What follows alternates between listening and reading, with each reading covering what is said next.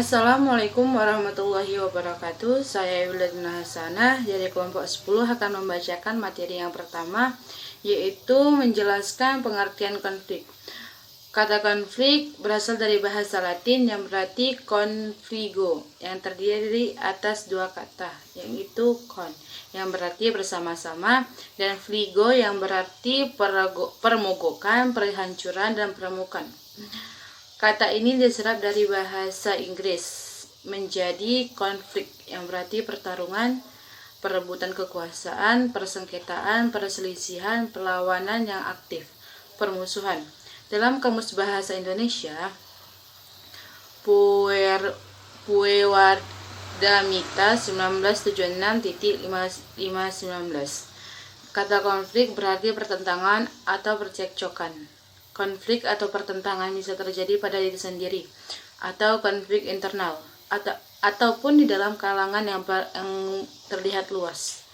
Dalam organisasi, istilah ini menjadi konflik organisasional konflik.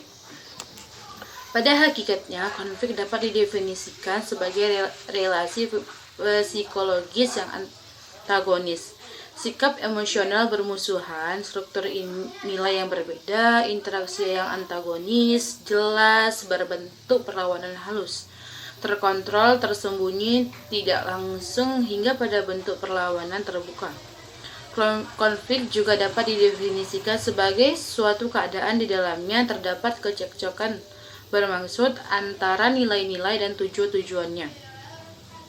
Konflik menurut Rahim ialah sebagai keadaan interaksi yang termanifestasikan dalam sikap ketidakcocokan, pertentangan atau perbedaan dengannya atau antara entitas sosial seperti individu-individu, kelompok-kelompok ataupun organisasi-organisasi. Konflik berarti percekcokan dan pertentangan. Menurut John M. Eccles dan Hasan Sadli 1984.2/138. Sedangkan dalam istilah Al-Quran dan konflik sinonim dengan kata iktilaf sebagaimana dijelaskan dalam firman Allah surat Al-Baqarah ayat 176 dan 213 yang artinya yang demikian itu adalah karena Allah telah menurunkan Alkitab dengan membawa kebenaran. Dan sesungguhnya orang-orang yang berselisih tentang kebenaran, Alkitab itu benar-benar dalam penyimpangan yang jauh dari kebenaran. Quran Surat Al-Baqarah ayat 106. Yang kedua, manusia itu adalah umat yang satu setelah timbul perselisihan. Maka Allah mengutuskan para nabi sebagai pemberi peringatan dan Allah menurunkan bersama mereka kitab yang benar untuk memberikan keputusan di antara manusia tentang perkara-perkara yang mereka perselisihkan. Tidaklah berselisih tentang kitab itu melainkan orang yang telah didatangkan kepada mereka kitab, yaitu setelah datang kepada mereka keterangan-keterangan yang nyata karena dengki atau mereka sendiri kepada mereka, yaitu setelah datang pada mereka keterangan yang nyata karena dengki antara mereka sendiri. Maka Allah memberi petunjuk orang-orang yang beriman kepada kebenaran tentang hal yang mereka perselisihkan itu dengan kehendaknya. Dan Allah selalu memberi petunjuk orang yang dikehendakinya kepada jalan yang lurus. Al-Quran Surat Al-Baqarah ayat 213. Sekian dari saya. Assalamualaikum warahmatullahi wabarakatuh. Al-Baqarah ayat 176 dan 213 yang artinya yang demikian itu adalah karena Allah telah menurunkan Alkitab dengan membawa kebenaran. Dan sesungguhnya orang-orang yang berselisih tentang kebenaran, Alkitab itu benar-benar dalam penyimpangan yang jauh dari kebenaran. Quran Surat Al-Baqarah ayat 106. Yang kedua, manusia itu adalah umat yang satu setelah timbul perselisihan. Maka Allah mengutuskan para nabi sebagai pemberi peringatan dan Allah menurunkan bersama mereka kitab yang benar untuk memberikan keputusan di antara manusia tentang perkara-perkara yang mereka perselisihkan. Tidaklah berselisih tentang kitab itu melainkan orang yang telah didatangkan kepada mereka kitab, yaitu setelah datang kepada mereka keterangan-keterangan yang nyata, karena dengki atau mereka sendiri kepada mereka, yaitu setelah datang kepada mereka keterangan-keterangan yang nyata, karena dengki antara mereka sendiri, maka Allah memberi petunjuk orang-orang yang beriman kepada kebenaran tentang hal yang mereka perselisihkan itu dengan kehendaknya. Dan Allah selalu memberi petunjuk orang yang dikehendakinya kepada jalan yang lurus. Al-Quran Surat Al-Baqarah ayat 213. Sekian dari saya. Assalamualaikum warahmatullahi wabarakatuh.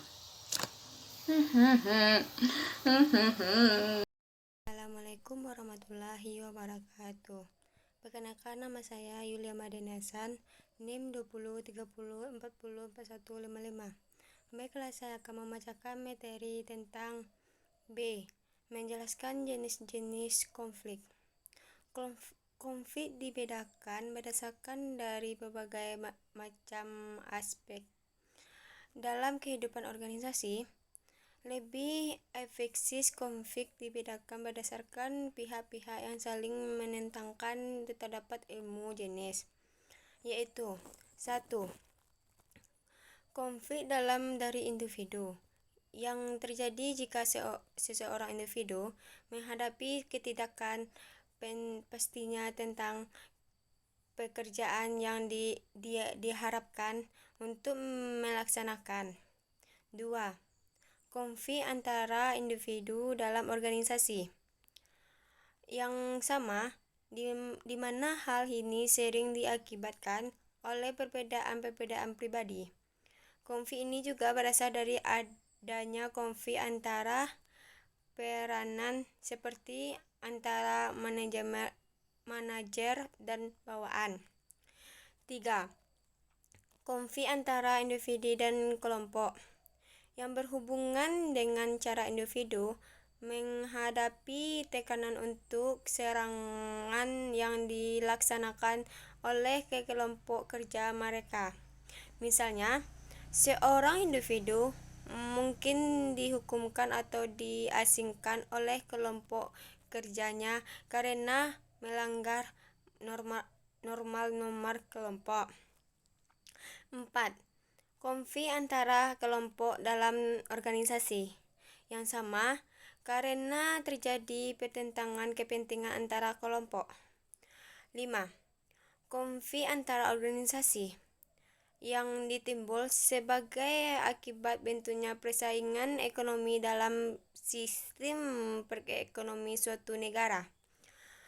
Konflik juga dapat dibedakan berdasarkan jenis peristiwa dan proses, yaitu konflik biasa adalah konflik yang terjadi hanya karena akibat historik informasi.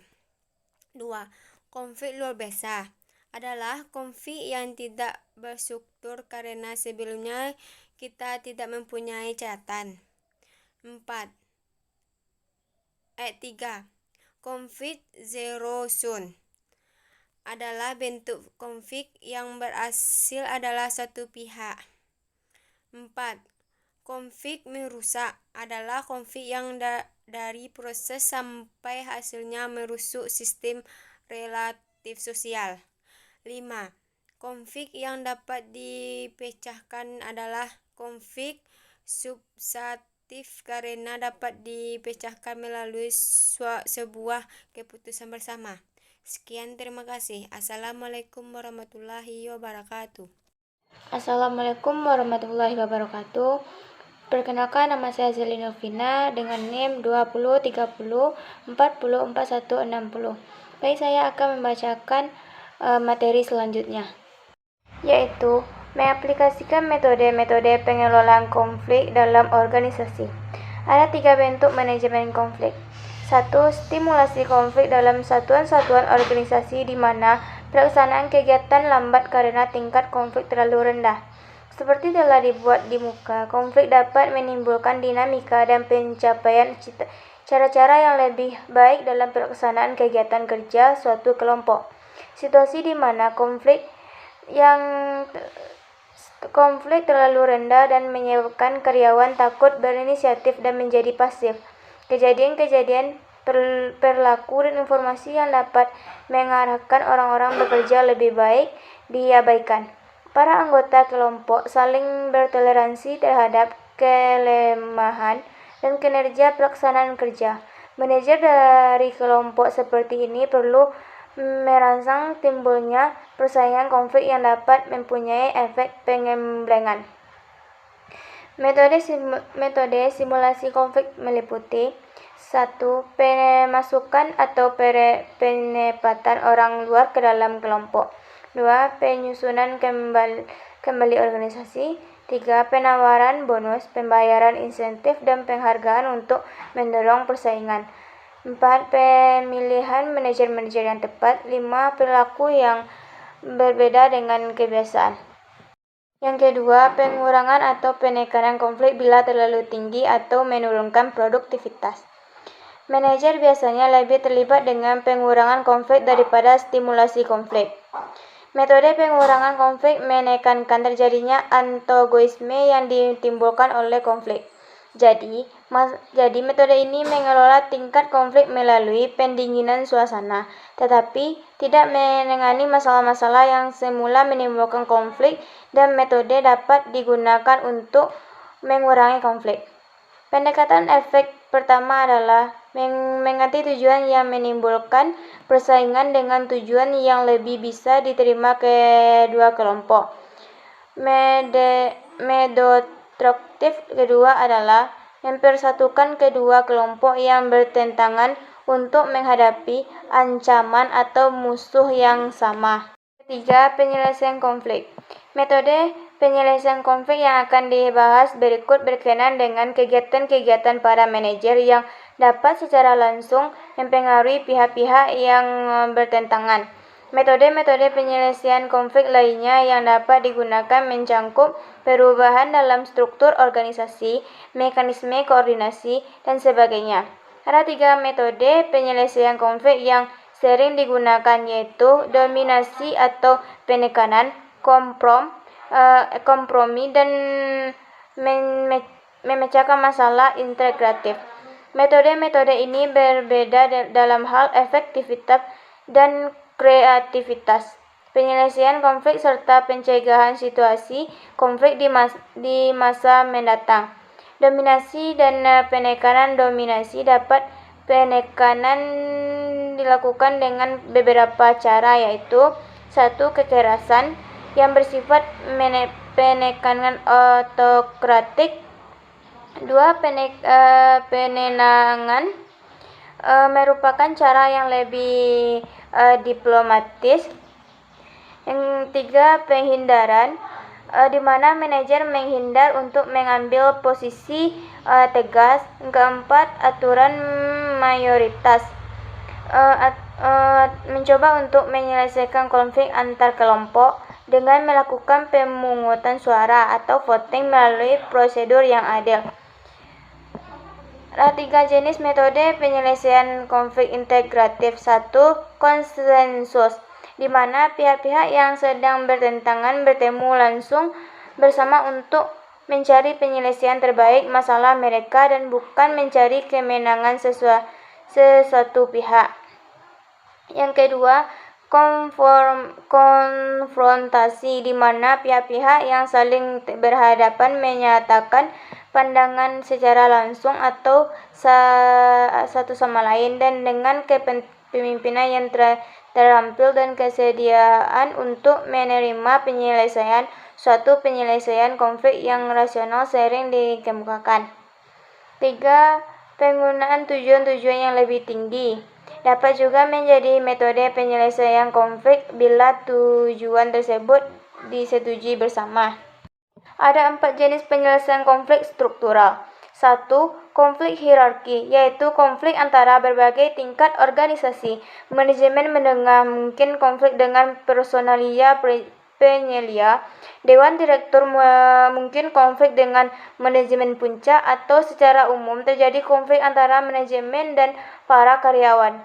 2. Konflik fungsional, yaitu Konflik antara berbagai departemen fungsional organisasi. Sebagai contoh klasik, konflik antara departemen produksi dan pemasaran dalam suatu organisasi perusahaan. 3. Konflik lini staf, yaitu konflik antara lini dan staf. Hal ini sering merupakan hasil adanya perbedaan-perbedaan yang melekat pada personalia lini dan staf. 4. Konflik formal-informal, yaitu konflik antara organisasi formal dan informal. Kompromi. Melalui kompromi, manajer mencoba menyelesaikan melalui pencarian jalan tengah yang dapat diterima oleh pihak-pihak yang bersangkutan. Bentuk-bentuk kompromi meliputi pemisahan, di mana pihak-pihak yang sedang bertentangan dipisahkan sampai mereka mencapai persetujuan. Abstraksi, di mana pihak ketiga atau biasanya manajer diminta memberi pendapat. Kembali ke peraturan yang berlaku, di mana kemacetan dikembalikan pada ketentuan-ketentuan tertulis yang berlaku dan menyetujui bahwa peraturan-peraturan yang memutuskan penyelesaian konflik dan penyuapan, di mana salah satu pihak menerima kompensasi dalam pertukaran untuk mencapai penyelesaian konflik, namun tidak satupun metode-metode tersebut yang dapat memuaskan sepenuhnya pihak-pihak yang bertentangan maupun menghasilkan penyelesaian yang efektif. Hanya itu yang dapat saya sampaikan. Assalamualaikum warahmatullahi wabarakatuh.